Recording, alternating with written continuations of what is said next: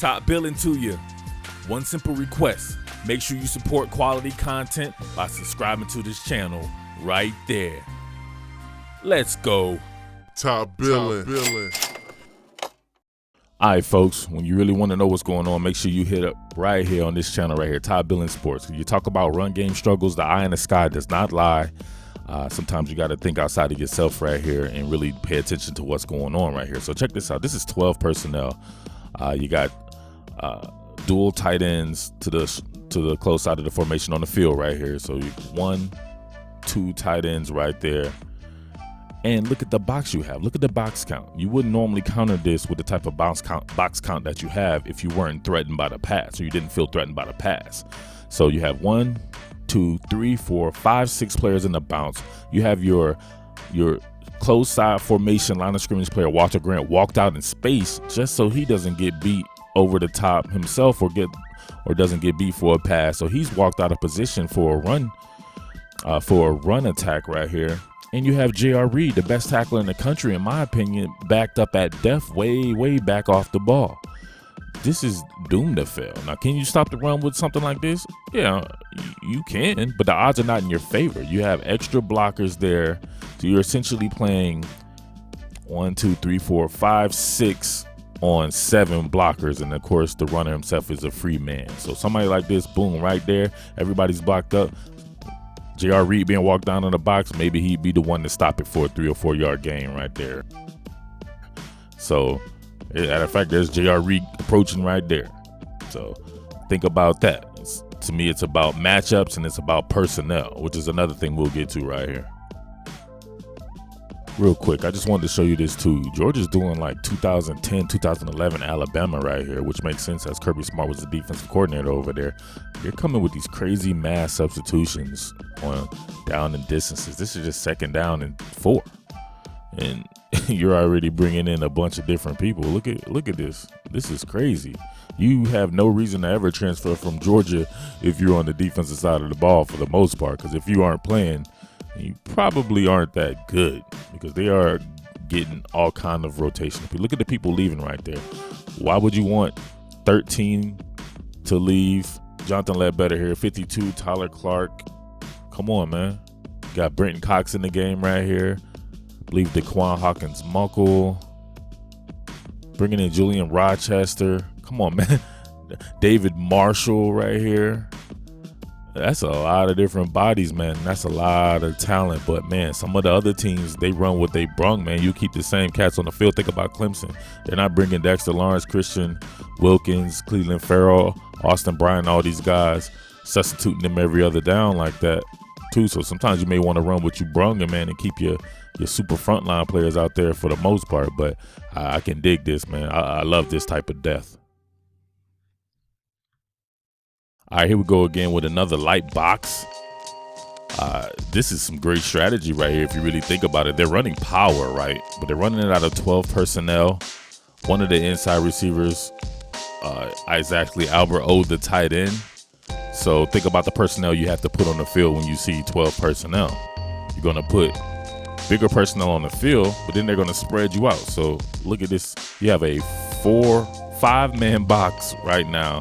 Tight end to the top of the screen. You got Eric Stokes over there as the cornerback. But check this out. They're running power to that side. Here's one we talk about with personnel.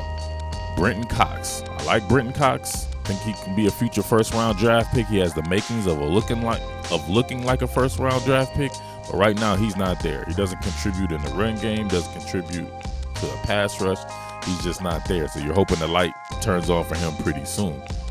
But there are better people out there to, at least in this situation, to help stop the run. And I'll show that on the next one here, or maybe a couple of down. But if you see right here, man, this is just a numbers game. This is just going to be bad. So you got bad tackling right there, you know. But guess what? They're on scholarship too. You got to tackle a big 220-pound back like Demorier Crockett. It's not as easy as you guys think. So I'm not terribly mad about a run like this. As we see right here, the safeties are back at depth. You see Richard LeCounte screaming down the alley right here. However, he takes a bad pursuit angle, and it pretty much is what it is, man. They're able to get a block on Natrez Patrick, seal him off right there. and you don't have any J.R. Reed. Now J.R. Reed's coming, and look who makes the tackle, of course. J.R. Reed, best tackler in the country. So it's never that cut and dry. Georgia didn't stop the run, blah, blah, blah, blah, blah, but let's see what made them contribute to that. What contributing factors led to that. And this is definitely one of them right here. Light boxes. All right, I saw some people calling Georgia soft. Really?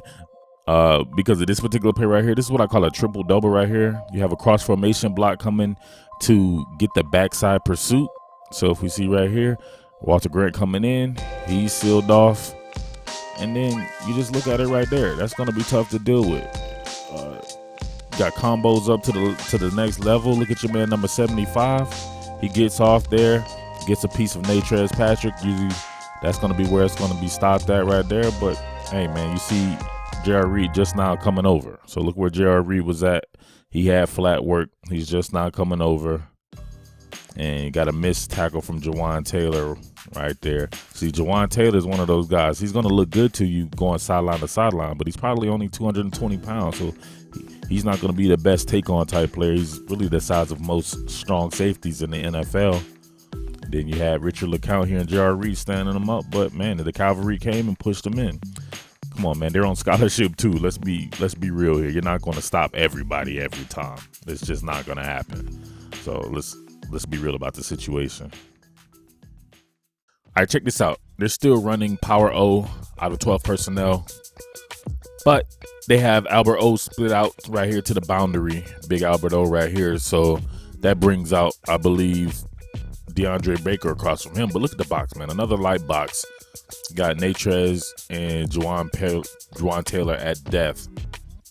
But look at this. This is what I like right here. You have DeAndre Walker across from the right tackle. Then you have Tyler Clark and Julian Rochester on the inside. But you have Malik Herring, some guy I just like. He's just a football player. He doesn't look like Brenton Cox. Not in the least bit. Doesn't look like a Walter Grant or anybody like that. But I'm saying he's just a football player, man. To me, a guy like Walter Grant, he's not dynamic at anything. He can give you a little run, a little bit of pass, but he's not going to super excel at either. Malik Herring here is a hell of a run stuffer. Look at him, number 10. Look at him bench pressing the tight end, keeping him locked up, two gapping to either side, and he makes the play. That's good. Good run defense starts at the line of scrimmage. You don't want a lot of these runs to get to the second level, so a lot of the linebackers meet it at the line of scrimmage. You definitely don't want it to get to the third level. You don't want J.R. Reed and Richard LeCount having to take on running backs because that's not their converse. I always knew growing up, when I was a running back, I would switch to linebacker. Not a receivers, I know it switched to corners.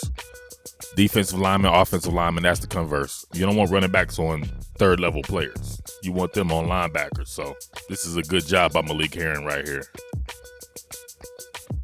Show you some more. See, this to me, this is much more like it. This is even right here. This is your normal 34 front. Jawan Taylor and Natrez Patrick at depth. Your outside linebackers, obviously, Walter Grant, DeAndre Walker. But look on the inside right here. You got that kid, once again, number 10, Malik Herring. He's playing out of 5 technique. So it shows you how versatile he is, man. He can play at a bunch of different roles. I think he maybe have been miscast at one particular point in time, perhaps as a line of scrimmage outside linebacker. But he's next to Julian Rochester here. But look at this. Even right now, you got an even amount of personnel. All gaps are filled. But look at that cat. Look at my man right here. One arm, bench pressing the tackle. Boom, right on the run. Malik Herring. Everybody join in. Malik Herring, Julian Rochester. And to think, man, if you listen to this right now, you ain't pussy and you ain't left yet because you want to see some highlights or something like that.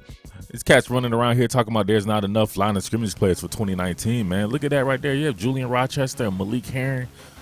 Devontae Wyatt in on the play. Come on, man. Let's be real about the situation. David Marshall. There are a ton of talented players on this Georgia roster, especially along the line of scrimmage. And they just got to find the right personnel groupings here. So, the run defense wasn't lights out, but I think there was more circumstantial than anything. So if you're playing against a team like Kentucky, who seems to be in vogue because they beat Mississippi State, as is who's Mississippi State? Like, Georgia beat them by like 180 points last year. Come on now. You are not worried about that because you're probably going to load the box and you're going to have someone like J.R. Reed sniffing around that box as well. So different teams bring different scenarios. Missouri is a vertical approach team. Kentucky is definitely not that. So while it will be tough to stop a run game with Benny Snell, you're going to have firepower and ammunition to do that because you're going to be walking people up and you're going to be really concentrating on that in practice. So take the good with the bad. It is what it is. Every other cliche that we can think of. But that'll do it for now, man. I'll have some more content later on in the week. You know what time it is. It's your boy Murf, the Underground King, Top Billin Sports, and I'm out.